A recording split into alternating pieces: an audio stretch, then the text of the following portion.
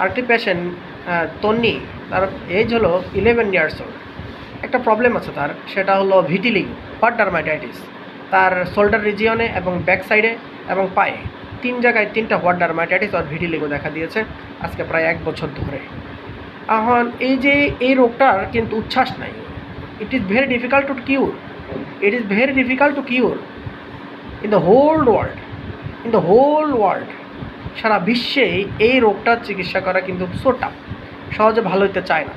তারপরেও আমরা যারা চিকিৎসা করছি সবাই চেষ্টা করছে এবং বিজ্ঞানের রিসার্চ চলছে। তো হোমিওপ্যাথিতে বেশ কয়েকটা রোগী আমি সারিয়েছি আলহামদুলিল্লাহ, অনেকে এখনও ট্রিটমেন্ট অবস্থায় আছে, তাদের অনেকের উন্নতি হয়েছে। তো ভিটিলিগোটা আমরা তার জন্য সিলেকশন করলাম কি সালফার অর্থাৎ ব্রিমস্টোন। কেন? এসিআর hot, thirst, less, sweat, poor, desire for sour, aversion to milk, uncleanliness, aversion to bathing.